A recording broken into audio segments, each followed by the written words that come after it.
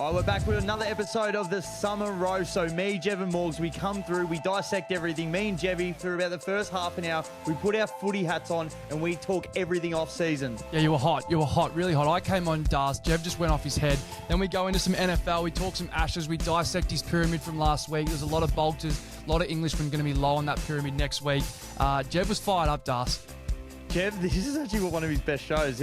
Unfortunately, he can't join us for the stinger because he has to duck off to his mum's dinner. But I'm telling you guys, this is hot. You guys know where to find us at Spotify, YouTube, Apple, everywhere, wherever your mum gets it. Merry Christmas. All of it. You're on your deathbed. Yeah, I am. I am on my deathbed. Well done. Well, welcome back to the Summer Roast, everyone's favourite off-season pod where we talk everything AFL, NFL, NBA, the cricket and much, much more, Jev. Brought to you by Statmate, of course, Jev. It is good to be back. It is great to be back, Dust. It is good to have you back. We're getting straight into ups and downs. Everyone's favourite finger on the pulse, ups and downs. My first up is having you back. You've had your ankle surgery. You're lied up in bed. You've got about 2 weeks with your legs. How are you going? How are you feeling? What's been happening in your world? For anyone that doesn't know, I have had a cooked ankle for about 4 or 5 years, having the game of my life. I think I had about 18 tackles to half time and then, poured on a few goals as well and snapped the ankle. Ever since then, it's been a bit of trouble. So I've got it fused. Morgs keeps joking about that I won't need to bring a putter now to golf. We just use the Odyssey, which is my leg. So it is at a complete right angle. So I'm chewing on more drugs than Charlie Sheen right now. So I've got all the oxys, I've got all the good stuff. But Jev, we can't miss an episode. So I'm perched up in bed and this is good. It makes the day go quick. So I've been looking forward to this for pretty much a week. So yeah, I haven't really been gone, but it's feel like I've been gone for that long. But Jev, my first up, Tassie finally got their team. Finally, it's been ticked off. The stadium's going ahead, the 19th license. How good is it going to be? But it's almost a down. If you're a Tassie person, or more so, if you're a Victorian, like how much would you want to go down to Tasmania and go watch your team versus the Tassie Devils, Jev? A lot? Yeah. It's going to be impossible to get a ticket. It's going to be impossible. Everyone in Tassie every single week is going to sell that thing out. So I don't know when we're finally going to get our first boys trip down to Tassie and actually be able to go there and watch them, because it's going to be so hard to get a ticket to go watch Tassie. But I'm excited it's getting up and about, which means we're another step closer to a 20th team. Where would be the 20th if you were to pick one? I want a new location. So I personally think Darwin. Canberra won't work. I've spoken to Toby Green about this. He's like, we're struggling as it is, getting GWS up and going. Still, Canberra won't work. An extra team in Perth would work, but no one would go for it because they're diehard either way. Same as Adelaide. I think it's got to be a new location. I think it's got to be Darwin. The only other thing is it. Yeah, that's the only other thing is, could you fit another spot in like country Victoria, like Mildura way or something around there, or like Frankston way, like a bit further away from everything, but I really can't think of another spot apart from Darwin. What about you? I feel it has to be Darwin, especially with all the people that now go up there in the off season, and they reckon it's amazing. We've had a few boys from our footy club go play up north, and they reckon it's incredible. So they're going to get a backing. They're 100% going to get a backing, and whether it's a lot more Indigenous and you've got a lot more people that want to actually go home and stay home for there. And you watch when the Gold Coast Suns play up there, like, if you get good at the conditions, it's a fortress. Yes. So if you get a team that's a top 4 side there and then they've got to come through come finals, it's going to be almost impossible to beat them. So I think it does give a point of difference. If it was to be Darwin, I'd love to see like some of the Indigenous champions that live that way put their hands up to be a part of the club. Like imagine like, you know, Cyril and Eddie Betts sort of involved in the club and they're the ones calling you directly to come play for this club. Like, it could be huge. I just think Darwin's definitely the answer, and it could be a complete point of difference, and it could be amazing to watch for sure. What else you got? Down to us. What's your favourite bakery in Melbourne? Oh, bakery. Where do you like? Warren Road, Henry's Pies used to do a good one. Pandora's Box up on Lower Dandenong Road, Jev. They used to be pretty good. I don't mind a bit of top end. I'll go Pandora's Box. I've got to go top end. Good pies, aren't they? You like good pies? Good pies. I'll tell you where else you can get good pies. The English bowling attack. They bowl fucking Pies. Ben Stokes bowls like Ben Affleck. Old Hungry Jacks, Will Jacks, Hungry Jacks, he throws down Whoppers, he throws down Storms, Bacon Deluxes, Hunger Tamers, he throws down crap. Old Gus Atkinson, he bowls like Rowan Atkinson. Mr. Bean over here, he bowls pies. Braden Cass, he bowls like arse. They are horrendous in Australian conditions. On Twitter, they're calling James Anderson to come out of retirement. The English bowling attack bowl dead set pies, and I'm sick of it. It's great to watch when that ball dies and we get on top. We're just hitting them anywhere. Jofra Archer's the only one that can bowl okay, and he lasts for about 14 balls, and then he's out of gas and he needs an hour in the field. They just bowl rubbish. Absolute rubbish. Like, we're bringing Pat Cummins back, the best bowler in the world, or top 2 bowler in the world, for the Adelaide Test, and he's fit, and we'll probably bring back Nathan Lyon, the best off-spinner in Australian history, back while we're already 2-0 up to join Scott Boland, and like, he'll come in fresh as Pat Cummins. We are going to win this Ashes so easily, Das. It isn't funny. Well, it's just not funny. That was a great little promo. When I was sitting up in the hospital bed when I watched our first innings to bat, which was awesome being able to watch it at night, I feel we should bring in another pink ball test. I know Morgs alluded to it. I think it's a great idea. But I was like, geez, they bowled shit. Like, they were bowling short and wide. And I took a photo of it. So the next morning when they were talking about it, on their pitch mat, so balls hitting the stumps, they had 28. Balls missing the stumps, 417. It is short and wide. I'm like, we were just hitting them everywhere. And then when they showed that the next day, I was like, I know my eyes weren't lying to me. I'm like, they were just bowling shit the whole time. So the first test, they looked really good. Like, remember that first spell? We're like, fuck, they actually look really quick here. But they were deplorable. They bowled themselves out of a test, essentially. You just have to put on a little bit more pressure. But I'll give another up, Jev. The Aussies obviously getting it done. But Alex Carey, unbelievable at the stumps. Unbelievable. Is Alex Carey the best multi-sport athlete in Australian history? What he did up against the stumps, what about when he was getting bounces and he was just throwing the hands up in the air and mitting them? He played for GWS. He was training at the Crows or whatever. Now he's the keeper for Australia. I don't think people understand how hard that is. Yeah. Like, dead set good enough to play for GWS and dead set good enough to be 1 of 11 for Australia. It is so impressive. Well, even to make that even more. So it's not even 1 of 11 for Australia. There's only 1 spot in the country. One keeper, yeah. There's only one job in Australia that he's got, and he was good enough to play AFL, but then decided to turn back. So another couple of guys I've got here, Jev, because I was just like, who else is a good multi-sport athlete? Anthony Mundine. So he was 59-11 in boxing. Obviously, a lot of those losses coming late in his career, but I didn't realise he played 139 games of the NRL, 59 tries, and played 4 State of Origin games for New South Wales. I didn't know it was that good. And then State of Origin's impressive. Yeah, fucking know that he is. World champ. And then Dean Brogan, Jev. Yep. Port Adelaide. He was the 1998 NBL champion for the Adelaide 36ers and then came across to the AFL. 2004 won a flag with Port Adelaide. So they're the first 3 that come to my mind. Paul Gallen's another one. I know he hasn't won a world title. Volkanovski. Yeah, Volkanovski. He's a good one. Like, I'm not sure he played NRL. NRL he wasn't that good, but he's one of the goats of the UFC. Like, he is all-time Hall of Fame UFC. I'd like to know in the comments if there's any other that you guys know of, any multi-sport athletes. Let us know. Obviously, Elise Perry, like in the women's, they've got some guns in there as well. I'm pretty sure there's some girls that are fucking guns. I just can't think of them. But some that can swim and play netball, or they can run and like play footy and stuff. Pretty sure, some of the females are guns. Do you have any more? Not off the top of my head. I got nothing. What about you? I got one before we get into the main footy stuff, but.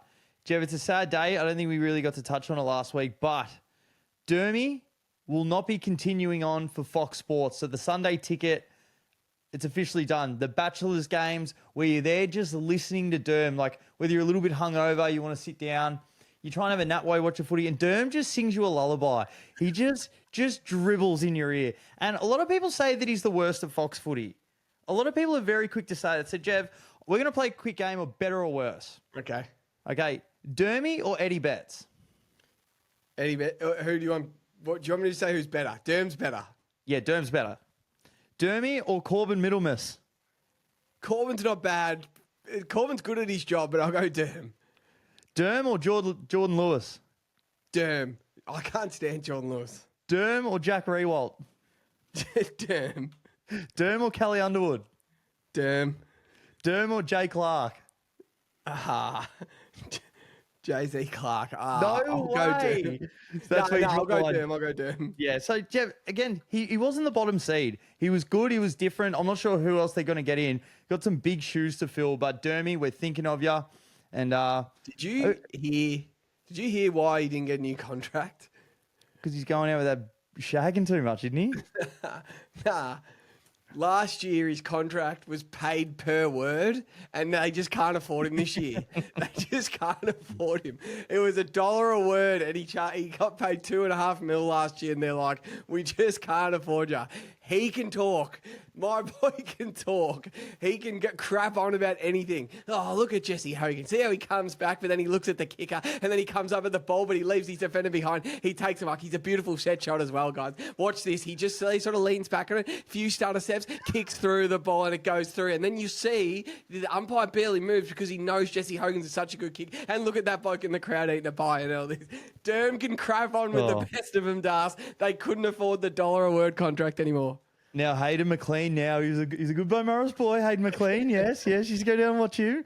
He's very quick to throw at Bo Morris. But, Jev, let's get into some footy news. Nick Larkey, the new captain of North Melbourne, happy with it? Or are you surprised that they didn't go the younger in Sheasel and just give it to him now? It just made me ask questions. It made me... I just thought Sheasel was the obvious answer, right? Mm-hmm. So I'm like, I just want to know... I question Sheasel and Alistair Clarkson's relationship. I question if Clarkson likes Sheasel like that. Because now that it's been announced, Nick Larkey, I'm telling you, he will be the captain for the next 5 years. He is absolutely loved by North Melbourne players and like just the community. The fans love him. He's the sort of guy I feel like he'll relish with the captaincy. Like he'll have games this year. He'll kick 5 in the second half. And it'll just feel like Wayne Carey again, like jump on my back, boys. So I cannot see Sheasel being the captain for another 5 years unless it's co-captains. And I just think, mate, I just question Harry Sheasel's personality and Clarko's personality. And if they clash and he's just like, nah, Nick Larkey's the lovable larrikin lad that just loves North Melbourne. He's our guy. All the players love him. And maybe not everyone likes Sheasel. Maybe guys like Cam Zerha wouldn't play under Sheasel, where I feel like the whole club will play under Larkey. So it just rung my bell. I'm like, how is it not Harry Sheasel? But I thought about it a bit more. I'm like, nah, Nick Larkey, he will be awesome as a captain. It actually excites me. I'm excited to see it, Das. Yeah, I just in my head, I just thought that they may have gone the younger route. But now that they've gone Larkey, I love it. I guess it's a bit of a tip cap to someone that stayed strong to the footy club when a lot of other people want to leave. And for someone that, whether he gets any final success or not, to have that on your resume being the captain of your club where you'll play over 200 games is a pretty good feather in the cap. And again, Harry Sheasel's only 20 years old. So whether even if he still gets the captaincy at 25, 26, that's obviously the plan. I think he's the sole vice captain at this stage. So there's obviously room for him. But again, you're the key forward. You're the man of Arden Street. I feel even for him, like knowing that he's the captain of the club, it's awesome. He speaks really well, does a lot of stuff in the media. So yeah, I think it's a really good appointment. And again, you can just keep grooming Sheasel to how you want and give it to him when the time's right. There's been a few number changes, Jev. The Wiz getting number 5, Connor McDonald getting number 9, Cole Shadir getting 13. Dylan Moore, I like what they've done there. They've given him the 8, and then you can already see it. So the M, and then they get the infinity symbol. They turn it on its side for the 8, RE. So that's obviously how they're going to market that. Thoughts on the number changes? Is it deserved? What do you think about the Wiz getting 5? It's a big number.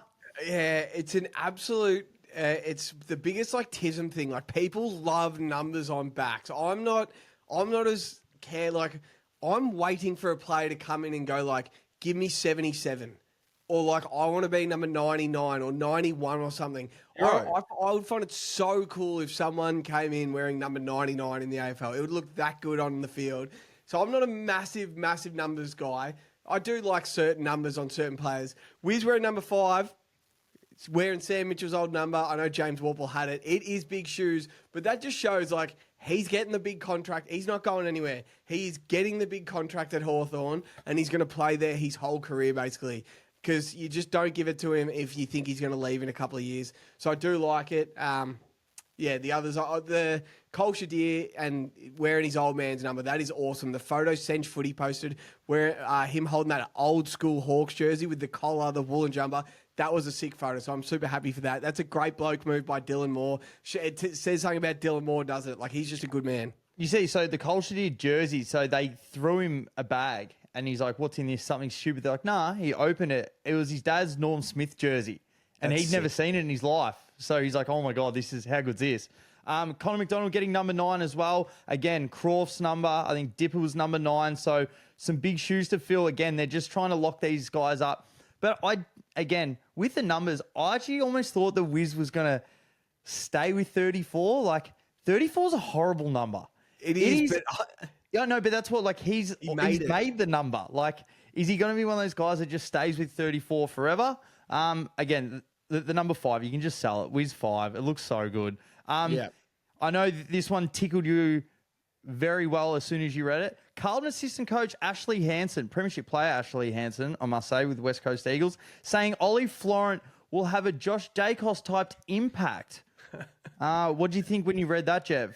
Is he growing a goatee? Is Ollie Florent growing a Josh Dacos goatee? Look, I love Ollie Florent. I love everything he did for the Swans, and I'm not going to talk shit about him. He is not going to be Josh Dacos. I hope Carlton don't think they've gotten Josh Dacos. The way I see Ollie Florent is a guy that's going to play on a Hayden Young, a Shai Bolton, a Isaac Rankin, sort of a higher half forward that goes up to the midfield, but he's still a defender. He's super competitive. He's super fast. He's super fit. He can tackle all day. He's the sort of guy that can play on one of those guys, get 20 possessions himself. What he's not is an absolute foot assassin dealer of the football. He is not going to be Josh Dacos. I'm just like, do you expect Ollie Florent to be all Australian and the decision is whether it's on the wing or halfback next year? Well, you know that I've been pretty big on Josh Dacos's foot skills the last few years, like how good he is and that how well he can use the ball. And that's why Collingwood are Collingwood. When they've got Steele Sidebottom, Pendlebury, the Dacos boys behind the ball, they can do different things because they've got good foot skills. And then you said that we've brought in the Sydney Butcher, Ollie Florent, to go do his work. So playing his type of role, is he doing the same running patterns or has he worked on his kicking? Again, time will be the judge, Jev, and I'm excited to see. But if we see a sprayed ball, I'm going to lose it. You would be absolutely rat next year if Jagger Smith has a Josh Dacos type impact. You would like to think Jagger Smith is going to be better than Josh Dacos one day, wouldn't you? 100%. And there's Pedigree, word coming where out. he's drafted, everything. I would think way more. Jagger Smith, and similar size, similar build, going to play a very similar position. I thought Ash Hansen should come out and say, I reckon Jagger Smith is going to look more like Josh Dacos next year. First year, he, as you said, he could average 27 touches in his first year. A bit sort of look a little different to Harry Sheezel. Both beautiful kicks, but maybe more impact with his possessions when young Harry Sheezel. But like, I wouldn't put that one on Ollie Florent. You'd be wrapped if Jagger Smith looks like Josh Dacos next year. Then he starts looking more like Nick in the future. But yeah, I just don't agree with the Ollie Florent one. You know what Ollie has to do? He just has to come in and put on severe pressure. Yes. All of them. If you're playing on someone, tackles in the middle of the ground, make everything dirty, make everything tough, win the ball back. Be a winning player. He knows what winning looks like. Yeah.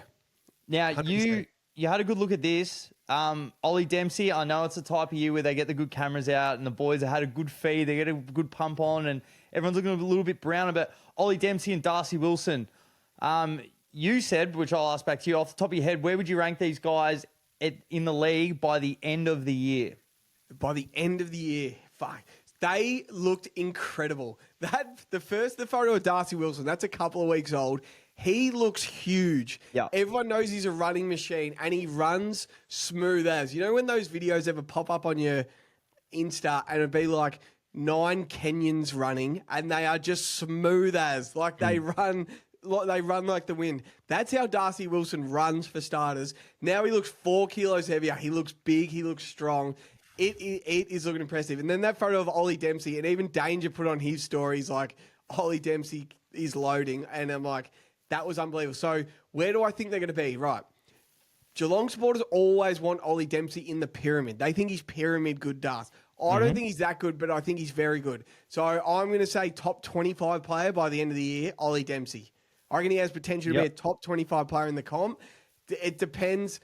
He's the sort of guy, if Geelong fall, I reckon his production will go down. If they stay right up top, he'll be just as good as he always is, and he'll be right there. Darcy Wilson's a bit of unknown because he did play a bit of twos footy last year, but I do love the look of him. I love when he plays. He can get lost out there because he might have a really tough role in Ross's system. I'd love to say there's a lot of good players in the league. Top 70 player by the end of next year. Like clearly a top 5, 6, 7 player at the Saints. You know, he's still not going to be Wilkie or Nass, but then can he be the next in the conversation? Like, geez, is Darcy Wilson our third best player? And say, oh, we've got Max King. Still love TDK, TDK, love Jack Sinclair. Want him there, and I'd like to think he will be a top 70 player playing a massive role in a team that's going to finish top 10.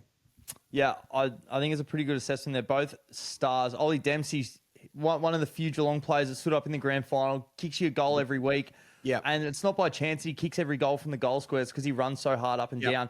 Darcy Wilson, I said, when I first said I think the Saints will finish higher than the Cats, that look for him to be a dark horse All-Australian, and then a few weeks later the photos come out. He's a running machine. Yep. I would expect both of these guys, if everything goes through and Darcy Wilson can continue to get better and Ross's system allows him to continue to run like how Brad Hill's been doing for years and lets these guys shine, that they should both be in the All-Australian squad of 40. Wow. I feel you can be look at those guys.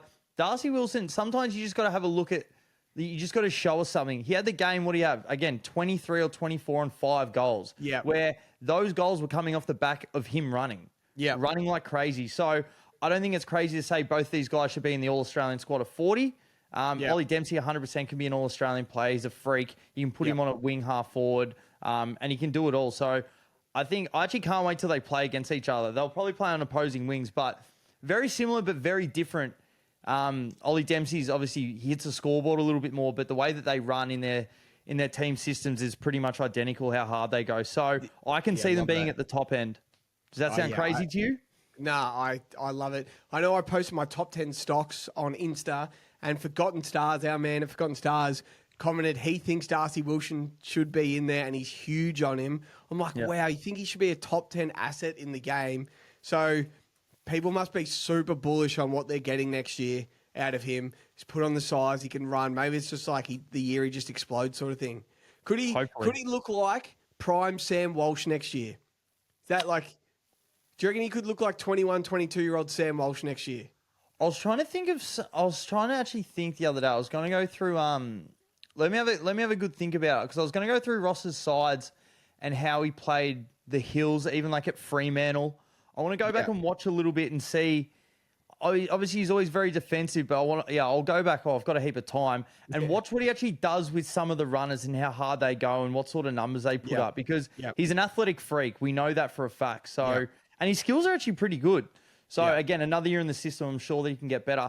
Last thing before we bring Morgs on. So this is via the West Sport, Jev. And they said, what is going on with Luke Jackson? At training today for Fremantle, they were doing midfield drills. Sean Darcy was in the ruck. Mason Cox was in the ruck. Aiden Riddle was in the ruck.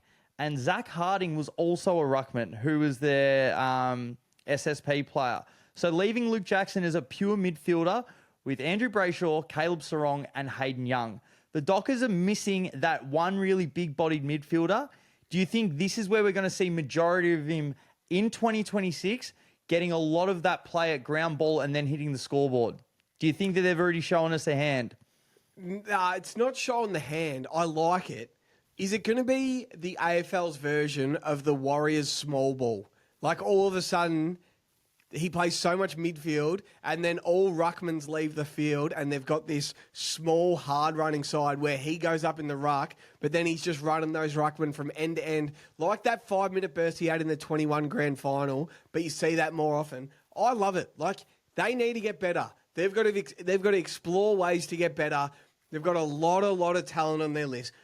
Player for player, it's nearly the best list in the competition. Yeah. Like when we always say it, like 3 good forwards, 3 good defenders, 5 midfielders, 2 ruckmen. They've just got players everywhere. They've got Jordan Clark off halfback. So they've got to find ways to get better internally. So I do like it in the way, righto, what if at the end, the last 7 minutes of every quarter, we go small ball and all big guys, Mason Cox and Sean Darcy, and everyone leaves the field, and Luke Jackson's going up in the ruck and he's chasing his own ball and he's just running ruckman rampant for 7 minutes. And if guys like Kieran Briggs from the Giants, like, come on, come run with me, come keep up with me the last 7 minutes of every quarter, can he be a game winner? We've seen him do it. He did a couple of times last year, kick goals with like 4 minutes to go in games. Like, can they see him doing that at the end of quarters every quarter? I love the idea of it. Like, you've got to try it this time of year and see if it works. So, yeah, they've got to get better internally. I just think it's a great idea. What about you?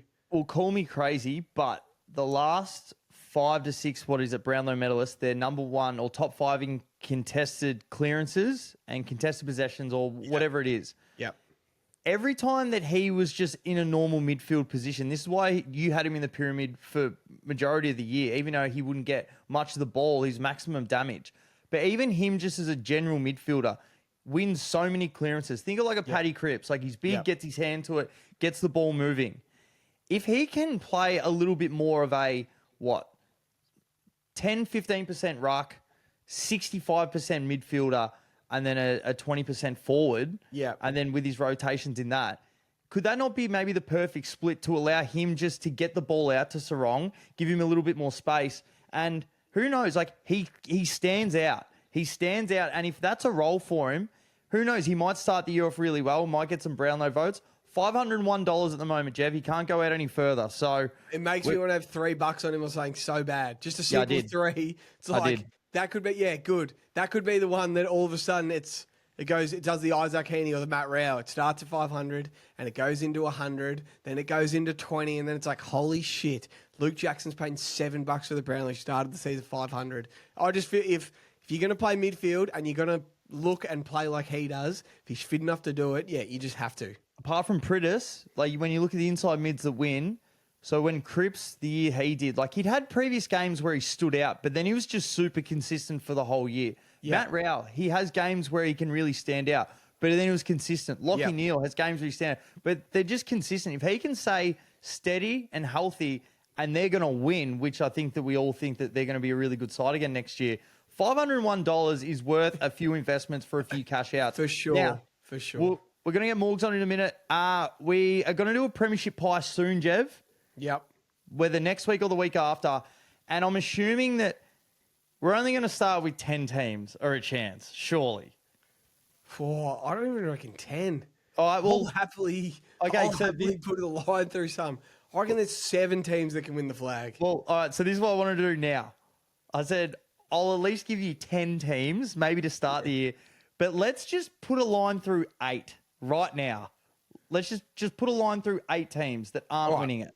West Coast and North Melbourne aren't winning the flag. Done. Essendon aren't winning the flag. They're not winning the flag. Carlton are not winning the premiership. Okay, you put a line through us, okay? Yeah, you're not winning. Pat Cripps isn't standing on the podium the last day of September with the Premiership Cup. It's okay. You'll be wrapped if you are... Anyway, if you play a final, I'm putting a line. Port Adelaide aren't winning the flag. St Kilda aren't winning the flag. And I like the Saints next year. They're not winning the flag. How many's that? Melbourne aren't winning the flag. Nope. Who else? Bulldogs? I don't think... Oh, nah, I can't quit the Dogs. I don't think Collingwood are winning the premiership. Yep. I don't think Adelaide are going to win the premiership. It's pretty hard to put a line through them right now. I don't think Adelaide will win the premiership. They don't have enough talent. All right, we'll leave it there. That's about 8. So none of those are going to feature in the first premiership pie when we do it. Jev's already put a line through them. So Adelaide are getting no %. Just so you know when we do this next week. Nah, fuck them. No, they're not. They're not. Just being mates with Bailey Humphrey and then just loving what goes through the Gold Coast Insta, they have a squad. Like an absolute, Harlem Globetrotters squad. And I'm just like, they are so much better.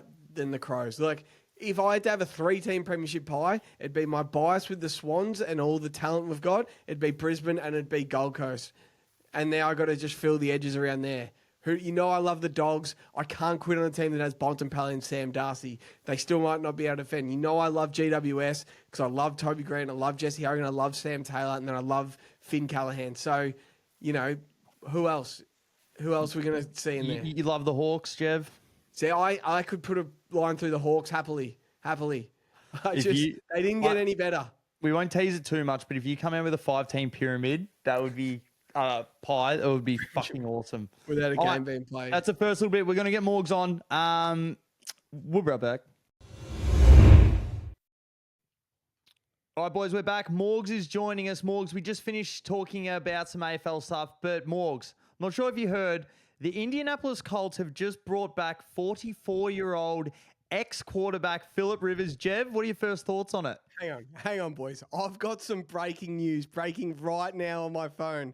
North Melbourne have just called Brent Harvey to come down to training and get training. Gold Coast have just called Gary Ablett and they want Gary Ablett to come to training. Dylan Buckley has just called Dan Gorringe to bring back Liz Coggers. What are we doing, lads? What are we doing? Oh, fuck. This is the stupidest thing. He's in the Hall of Fame ballot. Right? So you have to retire for 5 years in the NFL to get on the ballot to be in the Hall of Fame. He's in the Hall of Fame ballot right now. Tom Brady's not even in the Hall of Fame ballot. So Tom Brady's played more recent than Philip Rivers. They think he's going to rock up and play a meaningful NFL game. He is going to get killed. He's going to get killed. I will go to far as saying, if he wins an NFL game as a starting quarterback, I will shave my head.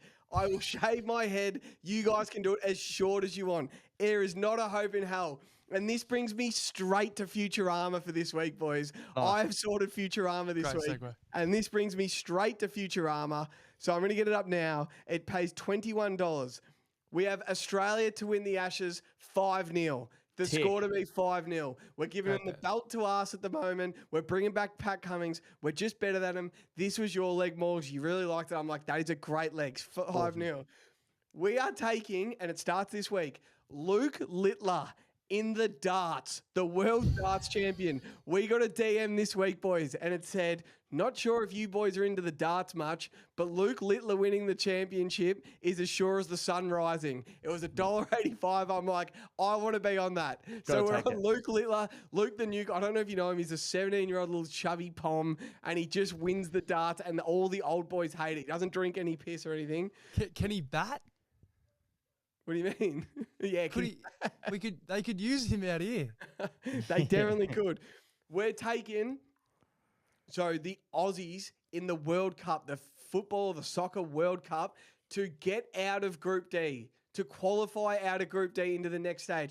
Pays $2. We're paying $7 to win Group D, $2 to get out of the group stage. We're taking the Aussies. That gives us something to ride for the whole World Cup. If this gets up early and we're like, we've got the Aussies to get out of Group T, and the final leg is Seattle Seahawks minus 13.5 this weekend against Philip Rivers. That is free money. They are handing money away. What does Seattle need to score? They are dogs on defense. Like, they get after it. Big Dexter Lawrence does not give a shit how old Philip Rivers is. He's got to feed his family. What do they have to score to cover that 13.5? I'm going to say 21. They could play like shit, and they could put up 21 points and cover that 13.5 line. They are going to beat the piss out of the Colts, boys. I'm sorry. You cannot have a 44-year-old that hasn't played in 5 years rock up and play NFL quarterback. Look at Pat Mahomes this year. Look at Lamar Jackson this year. Look at Jalen Hurts, the Super Bowl MVP last night against the Chargers. There is not a chance in hell Philip Rivers is going to win a game as the starting quarterback. Morgs, welcome to the pod. Thanks, mate. Thanks for having me. Fucking amazing energy. I'm pumped up. I don't understand it. Like, if you can work that out, how has it not been worked out by an elite sports program like the Colts? Him and Shane Steichen speak on the phone every week because he runs Steichen's offense for his son's NFL high school football team. He runs the same offense as the Colts for his son's high school football team. So they're really confident in what he knows about the playbook. Are they taking the piss? So, like, his fucking 15-year-old son runs it in year 9, and so they think he can rock up and play NFL quarterback, Morgs. Then I'm fucked. Yeah, I'm no, fucked. That's the only bow I had.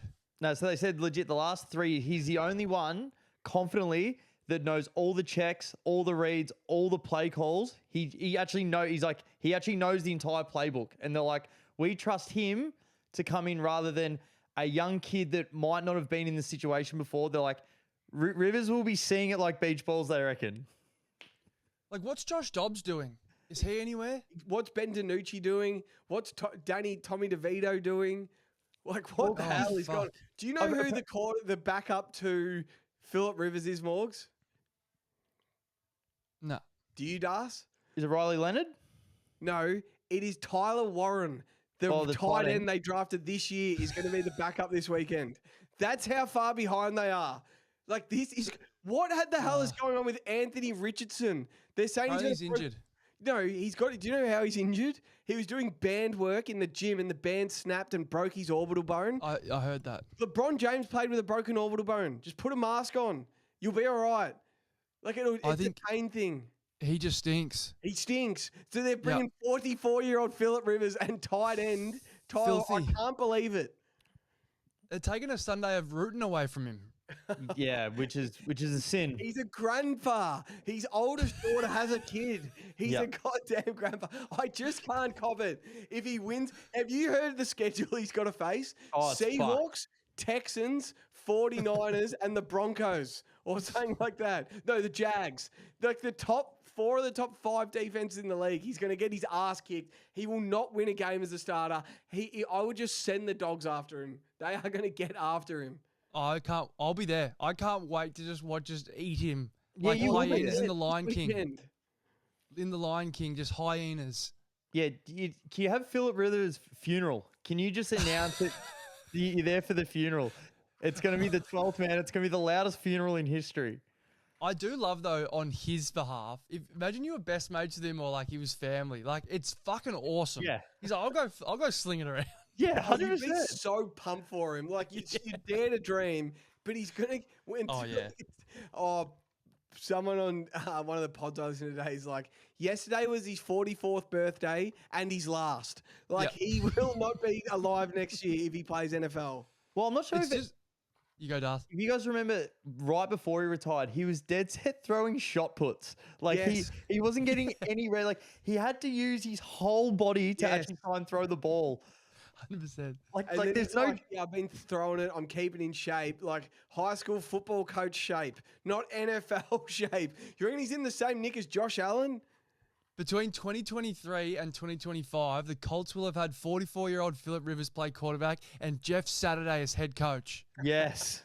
They're going backwards. What are we doing here? Hey, that's a great Futurama, Jeff. Yeah, I just quickly want to touch on, so this is it's been a slow news day for maybe you guys, but I've been scouring the news and I love that the fact that it was Australia to get out of the group stage in the World Cup. That's going to be awesome.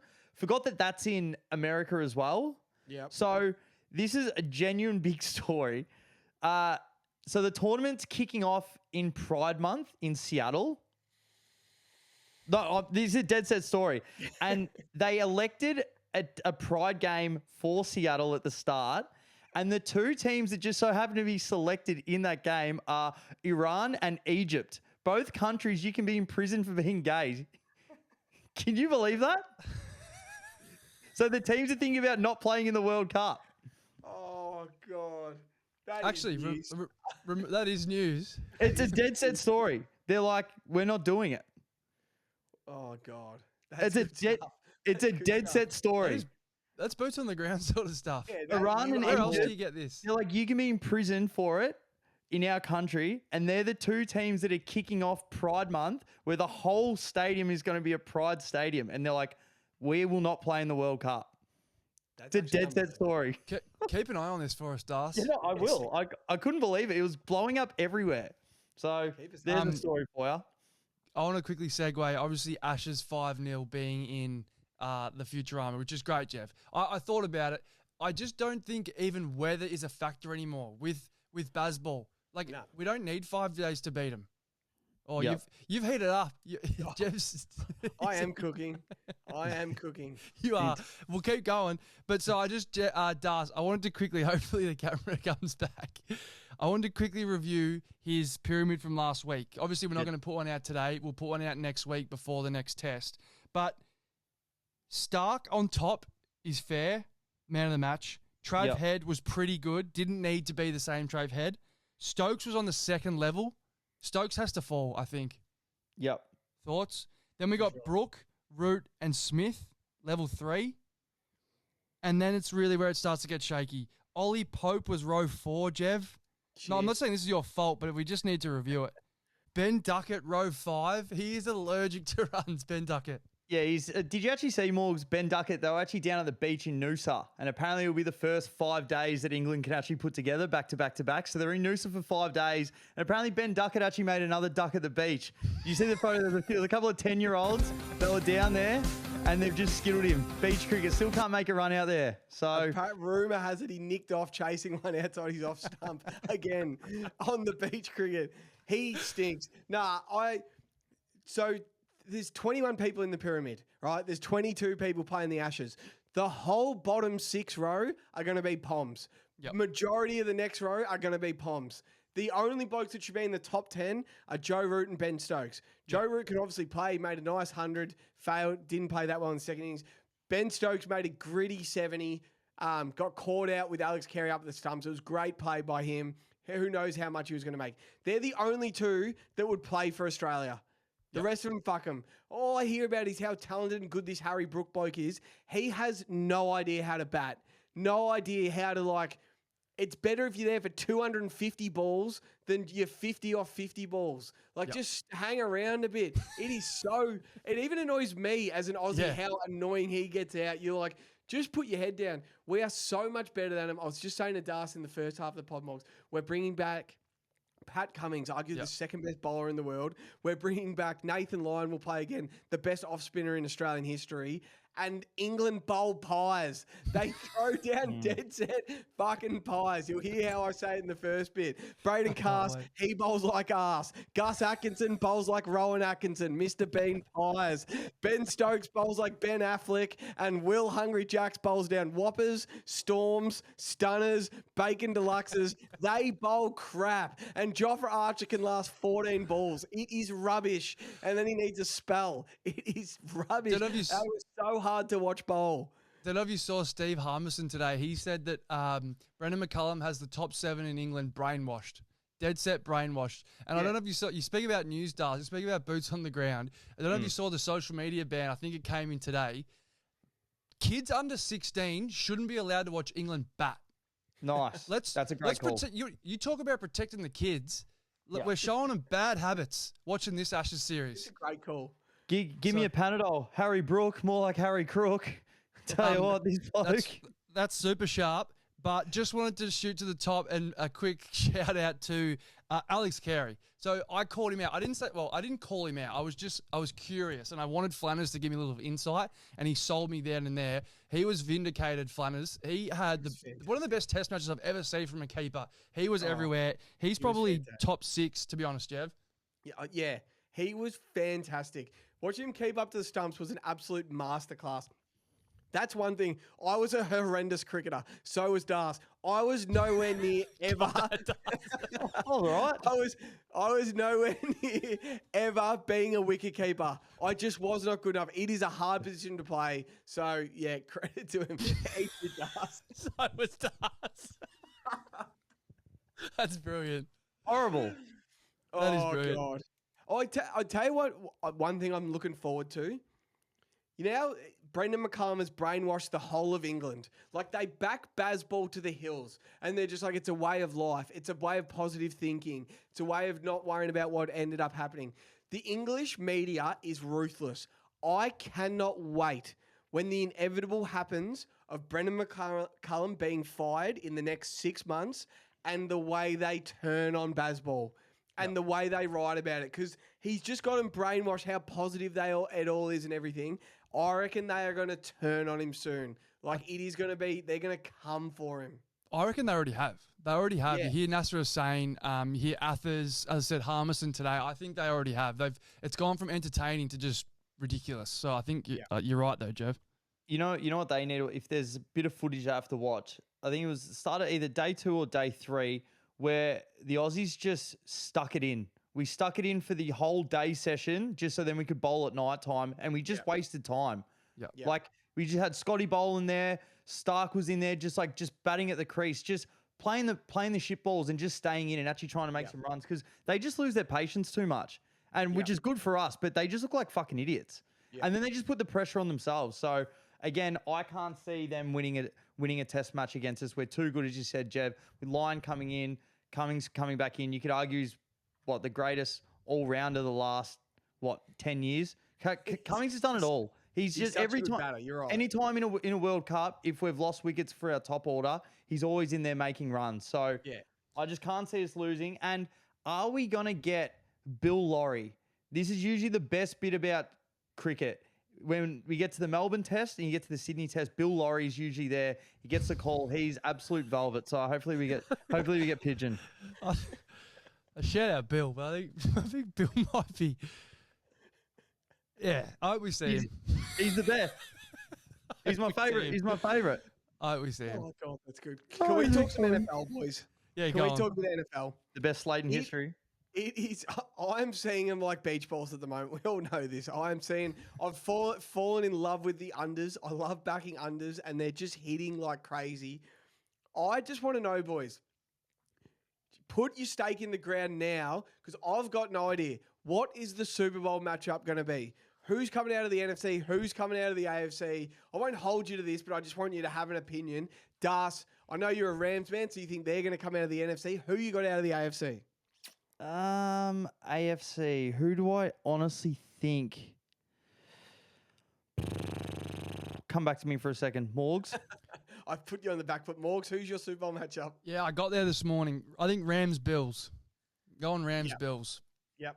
I think that's the safe bet. I know that the Bills have got a lot of work to do, and they're probably not the best team, but if you give me the matchup and I've got to take Josh Allen against someone else on the other side, I'm just going to keep taking him, so I have to say that's my Super Bowl right now.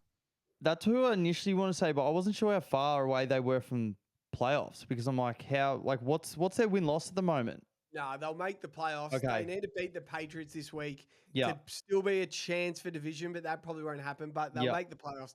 Yeah, I've been thinking about it all day, and I think it's going to be a great offense against a great defense. So it could be the Bills versus the Seahawks, or could be the Rams versus the Texans, or you could see Green Bay versus the Texans or something. I just don't think we're going to get too high-powered offense. The league is so defensive at the moment. Like the Texans are just swallowing teams up. And if they get a young Drake May and a young Bo Nix in the playoffs, they will just get themselves to an AFC championship game. And who knows what can happen when you play good defense for 60 minutes. And if CJ Stroud can be a 65 out of 100, they will get to the Super Bowl basically. I can see him getting there. I'm definitely leaning Bills-Rams as well, because I think it's the easy pick. But I can easily see it being Green Bay versus the Texans. Can anyone see Denver? Nah. Yeah, I think that out of the top 10, there's 8 teams that can go on a run, which I think that's what you want. I think you're 100% right, Jev. Even the Texans, if they could win 2 games on defense and then Stroud has his 90 out of 100 and they win on offense. So you've got 100%. Every team, even Bo Nix. I mean, obviously he hasn't done it in the playoffs yet, but he could have a game where he just has a blinder and then the defense wins another 2. So I honestly think 8 out of the top 10 have go on a run potential, which is, you're right, the Rams-Bills is the chalky pick, but even Green Bay, they could easily have, again, 2 defensive masterclasses, and then Jordan Love plays like the good Brett Favre for a game. Yep. He gets Christian Watson out the back twice. Yep, absolutely. I couldn't agree more. It's exciting. Couldn't agree more. It's going to be a good It is playoff. exciting. There's so many good matchups. There's no real big runaway side. Nah, for sure. And like the 49ers are lurking. What if Christian McCaffrey goes off like he always does in the playoffs? Yeah. Anyway, boys, ahead looking at this slate. Have you had a look at the slate at all? You know, I like the Seahawks to win, to cover. The Colts traded 2 first-round picks for Sauce Gardner. He's already injured. Their other cornerback is injured. This screams JSN, boys. Yep. Jackson Smith in Jigba. He could have his work done by halftime, but that could be 70 and a touchdown by halftime easily. And yeah, and I would like to see Raheed Shaheed get about 4 or 5 catches. I haven't had too much of a look at the other slate. I do like the over in Rams Detroit. That is going to be points. I don't know what the over's set at, but if it's anywhere around 50, I'm taking the over. I'm going to look at it right now. Yeah, it's 55.5. So that was the main one. Obviously, being a Rams fan, I always like circle those games. So it's like, bang, what do we got here? 55.5. As a massive hook, just Tennessee, they're getting plus 12.5 points against San Francisco. I love that. And also, I just think Green Bay just head-to-head against the Broncos. So Green Bay, they're getting minus 2.5, but at $1.74, the Broncos are $2.15. I like what Green Bay did on the weekend. And Morgs, as you said, there's a lot of teams that can go on a run from now. The Broncos just keep winning when we don't expect them to. I think this is the one where the Packers get over the top. Yeah, I like that. The standout line to me was Chargers, plus 4.5. I just think that's crazy. Obviously, we were heavily invested yesterday on the Eagles, but they just show out that they know how to win. They find ways to win. The Chiefs are not a good football team right now. No. They can make it click, but I just think we know that divisional matchup is always muddy. 4.5 is a lot of points, I reckon. Yeah.